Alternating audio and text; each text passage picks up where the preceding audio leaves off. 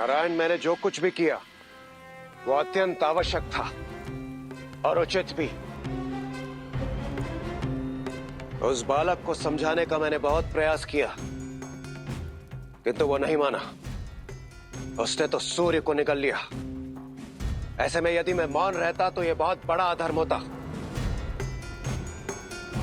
और फिर त्रिदेवों ने जो दायित्व मुझे सौंपा है, उसकी यह मांग थी कि मैं अपने वज्र का प्रयोग करूं। क्यों सूर्यदेव, उचित कह रहा हूं ना मैं? देवराज सत्य कह रहे हैं नारायण। मैं सृष्टि को चलाने वाला सूर्य हूं, कोई खिलौना या फल नहीं जिससे बालकों का मनोरंजन हो। यदि और एक क्षण के लिए मैं लुप्त रहता तो ब्रह्मांड में सदा सदा के लिए अंधकार छा जाता। मारुति को समझाने का प्रयास किसने नहीं किया? मैं गया था वरुण देव के साथ, समझाया, थोड़ा बल का प्रदर्शन किया, परंतु वो नहीं माना। उल्टा उसे समझाने पहुंचे हर देवताओं को उसने अपमानित करके वापस भेज दिया। उसकी हठ का दंश संपूर्ण संसार को भोगना पड़ता है। इसलिए देवराज ने जो कुछ किया वो उचित था।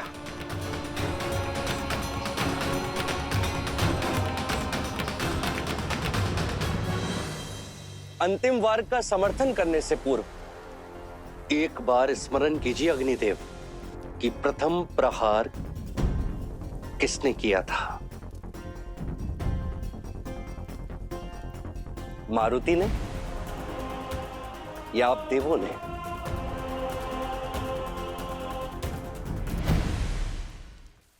आपने मारुति की उद्दंडता को देखा, किंतु उसके पीछे के कारण को नहीं समझा। वो उसका हठ था, उसका भोलापन था,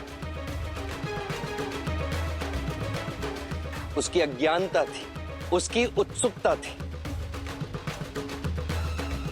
किंतु आपके भावों में कहीं भी सृष्टि के नियमों की सुरक्षा नहीं, किंतु अपने बल का अभिमान था। समस्या सृष्टि के सामने आई चुनौती के नहीं, बल्कि समस्या वो चुनौती थी जो उस नन्हे मारुति ने अज्ञानता में आप सबके बल को दी थी।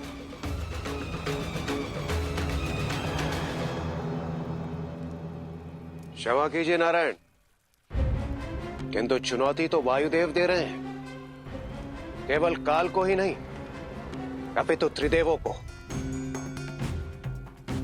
आप ही बताइए, एक पिता के दुख का दंड भला ये ब्रह्मांड क्यों भोगेगा? हमने जो किया वो कोई अपराध नहीं था, और आपने भी तो कितनी बार इस सृष्टि के, इस संसार के हित के लिए अपने सुदर्शन चक्र को चलाया है।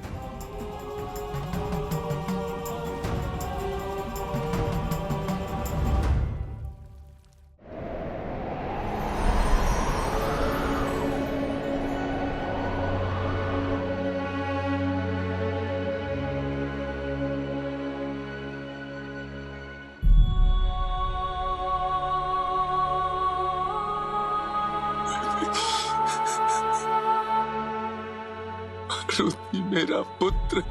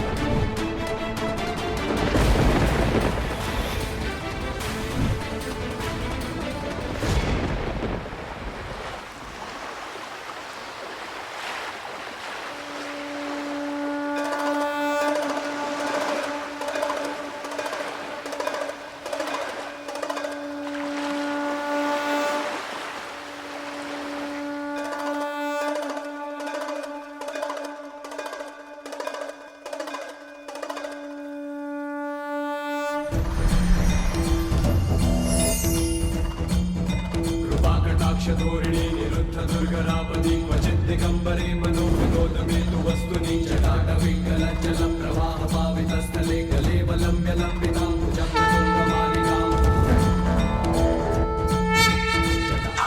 संगमं भ्रमं विलिप्पनिर्झरी मुदोलविच्चवल्लरी विराजमानमूर्धनि ललाटपट्टपावके किशोरचन्द्रशेखरे रति प्रतीक्षणं मम करालभालपट्टिका धगद्धगद्धगज्ज्वलत्तलज्जया उदीकृत प्रचण्डपस्य सायके धराधरेन्द्र नन्दिनी कुचाग्रचित्रपत्रक प्रकल्पनेक शिल्पिनी त्रिलोचने रतिर्मम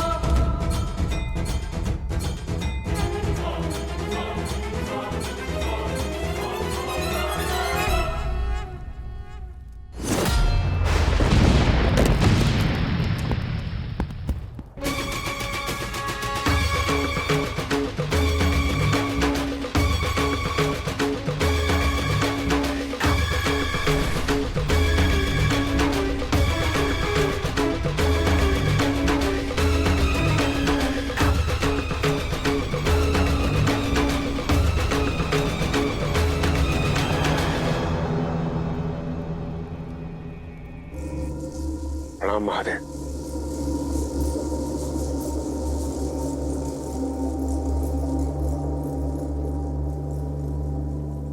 अधर्म करने के पश्चात उसे उचित ठहराने का प्रयास देवगण कब से करने लगे देवराजेंद्र? क्या देवताओं का अभिमान ब्रह्मांड से बड़ा हो गया है या अपने अहंकार के समक्ष एक बालक की सुलभता आपको तुच्छ प्रतीत होती है? प्राणी मात्र की रक्षा करने का प्रण लेने वाले देवताओं ने अपने अहंकार की ज्वाला में एक बालक को भस्म कर दिया।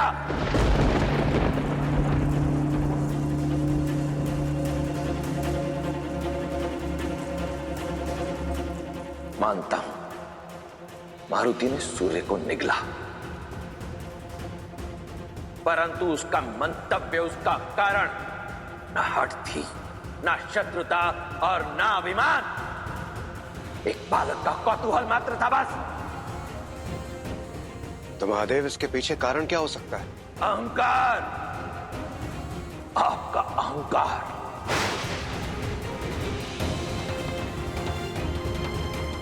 अपनी शक्ति का अहंकार, अपने देवता होने का अहंकार।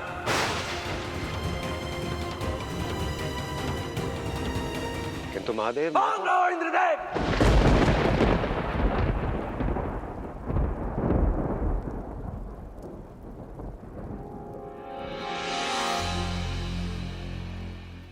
आज आपका कोई भी तर्क आपके इस कुकृत्य को उचित नहीं ठहरा सकता। ना आपके, ना सूर्यदेव के, और ना ही अन्य किसी देवता के जिसने उस बालक को क्षति पहुंचाई है।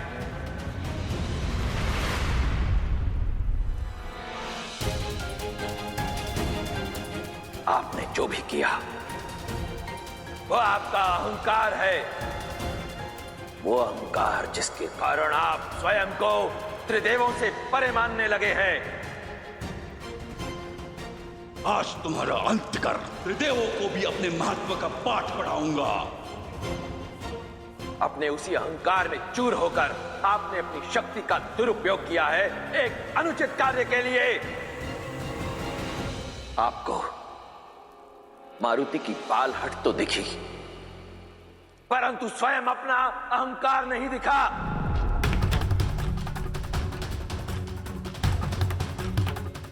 उसका कर्म दिखा, उद्देश्य नहीं। वास्तविकता तो यह है कि अज्ञानतावश की गई उसकी उद्दंडता से आप सब भयभीत हो गए। इस संसार को यदि यह पता चलेगा कि आप कैसे शक्तिशाली और बलवान देवता एक बालक से परास्त हो गए, तो क्या होगा आपकी मान सम्मान, आपकी प्रतिष्ठा का? धर्म की व्याख्या करने वाले देवराजेंद्र, शत्रु वो नहीं होता जो बल या शक्ति में हमसे बड़ा हो। शत्रु वो होता है जिसका मंतव्य मलिन हो, और यहां किसका मंतव्य मलिन है मुझे बताने की आवश्यकता नहीं है। आपने अपने इस षड्यंत्र को पूरा करने के लिए अधर्म का एक चक्रव्यूह रचा और उस पर धर्म की मोहर लगा दी। क्या यह सत्य नहीं है कि मारुति के अंत का षड्यंत्र आप वायुदेव और राहु की पुकार से पूर्व ही रच चुके थे? जैसे ही मारुति राहु के मार्ग में आया, तुम्हारे मार्ग का कांटा अपने आप हट जाएगा। मेरा सुझाव बस इतना है सूर्यदेव, बस उस बालक को अपने निकट आने दीजिए, फिर देखिए आपका ये ताप अपने आप इस समस्या का निवारण कर देगा। आज ये संसार यदि काल के द्वार पर खड़ा है तो उसका सबसे बड़ा कारण आप हैं।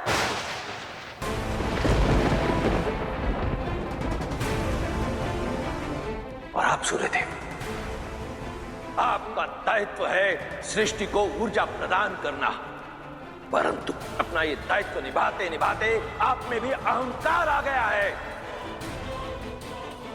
यदि ऐसा है तो आपको स्मरण करा दूं कि इस सृष्टि के रचयिता हैं ब्रह्मदेव, संचालन का कार्य करते हैं मेरे आराध्य नारायण।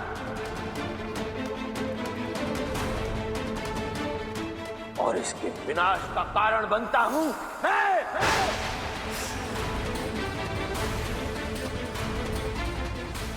आप ही बताइए, क्या आपका ये तेज आज इस संसार को चला पा रहा है?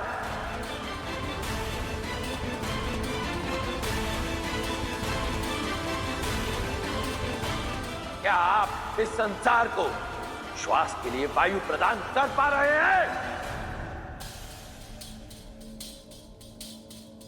नहीं ना। आज आप याचना की पुकार लेकर किसके दरबार में खड़े हैं?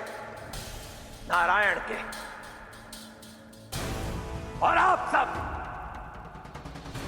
सब यहां इसलिए खड़े हैं क्योंकि आप सबके हृदय में अपने द्वारा किए गए अपराध की ग्लानि है,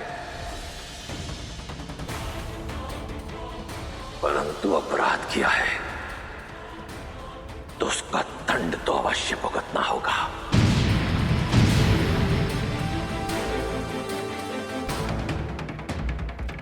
आप सबको मिलेगा।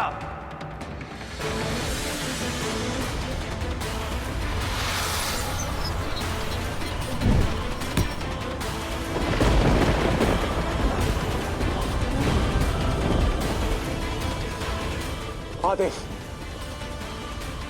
मुझसे बहुत बड़ी भूल हो गई, मुझे क्षमा कर दीजिए महादेव। मैं अभी जाकर वायुदेव से क्षमा याचना करता हूं। क्षमा कर दीजिए महादेव और इस सृष्टि को बचा ले।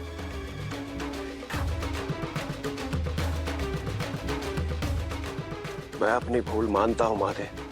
अपने वानर पुत्र की संतुष्टि के लिए मुझे एक बालक पर वज्र से प्रहार नहीं करना चाहिए था। मुझे क्षमा कर दीजिए।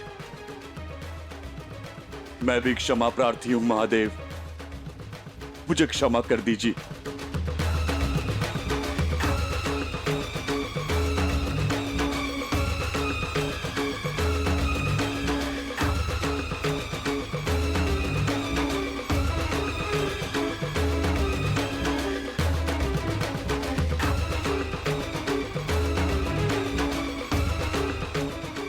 धन्यवाद महादेव, धन्यवाद।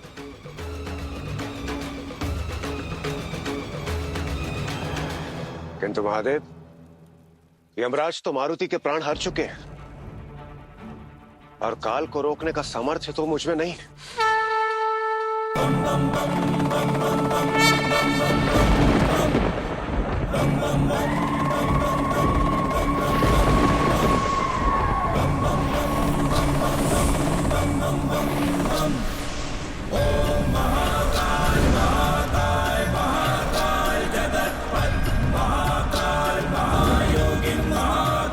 नमोस्तुते।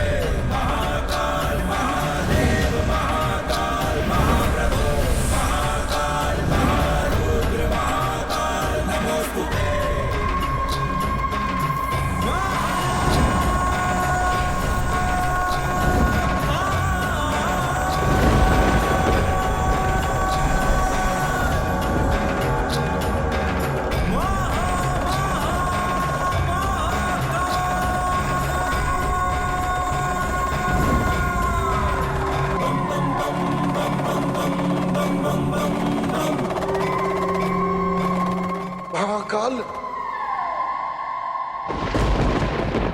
देवताओं को अपनी भूल का आभास हो गया है महादेव,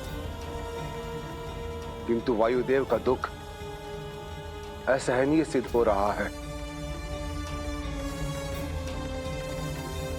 मारुति प्राण पाने के लिए वायुदेव की प्रतीक्षा कर रहे हैं। वायुदेव किसी का आदेश नहीं मानेंगे।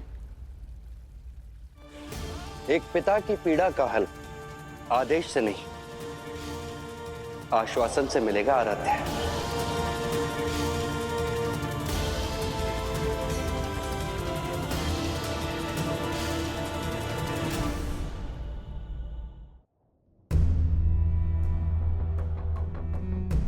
मारुति मेरा पुत्र।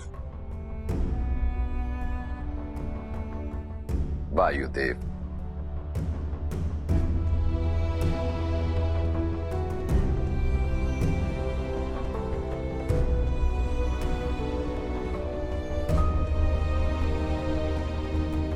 वायुदेव, आप इस संसार का श्वास हैं।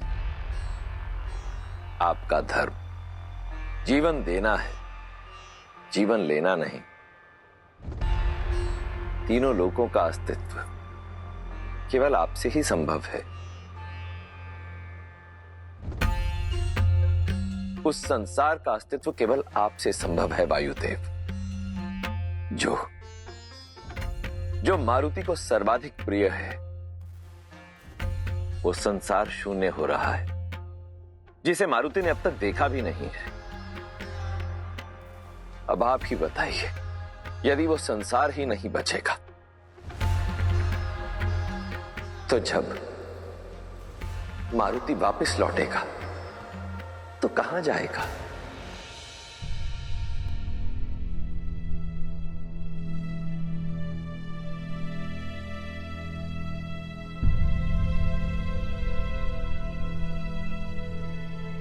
महादेव, क्या मारुति लौट सकता है? किंतु कालदेव। वायुदेव, काल को महाकाल ने रोक दिया है।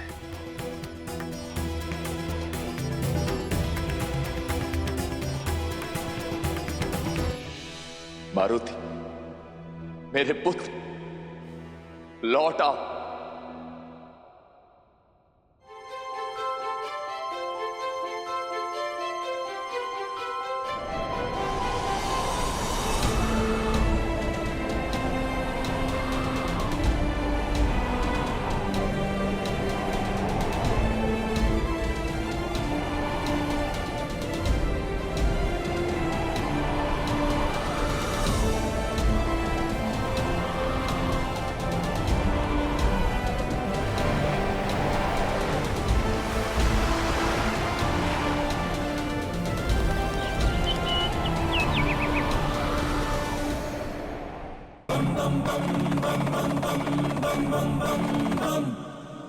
समय से पूर्व ना कोई आता है ना कोई जाता है,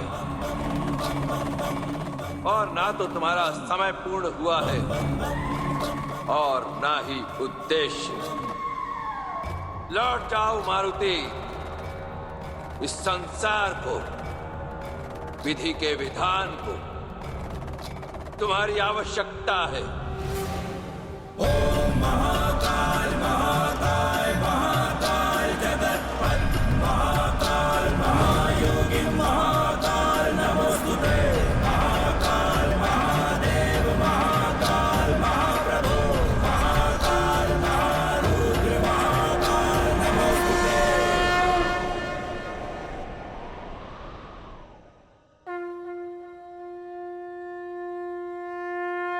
मारुति कोई साधारण वानर नहीं है, मेरा ही अंश है,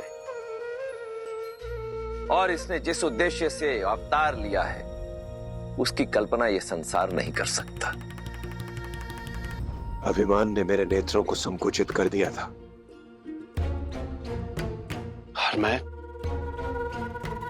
आपके विराट उद्देश्य को भूल बैठा। अपने वानर पुत्र के वर्तमान की चिंता में भविष्य को अनदेखा कर दिया। मुझे क्षमा कर दीजिए महादेव। भूल का आभास ही सुधार की पहली सीढ़ी होता है इंद्रदेव। और क्षमा याचना तभी सच्ची होती है जब वो मन को शांति दे। इस प्रकरण से संसार को आने वाले समय में एक बहुत बड़ी सीख मिलेगी कि एक बालक की हठ को अपराध ना समझा जाए। कि यदि कोई अज्ञानतावश अनुचित मार्ग का चयन कर ले परंतु उसका लक्ष्य शुभ हो तो उसका मार्गदर्शन करना चाहिए, उसे दंडित नहीं करना चाहिए।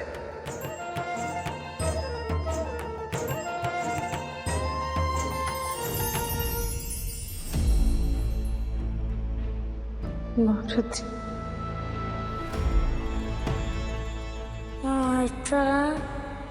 माता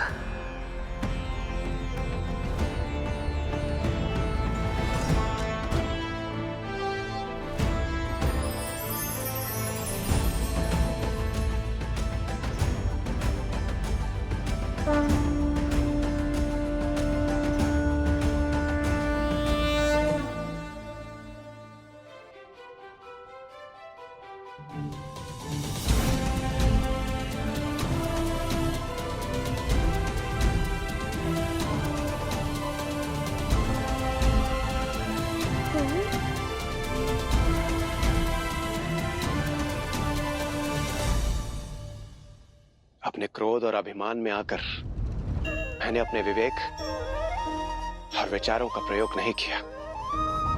मेरे वज्र ने तुम्हारी हनु अर्थात तुम्हारी ठुड्डी को भंग किया और जिस साहस की पराकाष्ठा का परिचय तुमने दिया है उसे यह संसार सदैव स्मरण रखे। इसलिए आज से तुम्हारा नाम होगा हनुमान। हनुमान अंजनी कुमार बलवंता, शंकर सुवन वीर हनुमंता। हे अंजनी पुत्र पवन सुत जय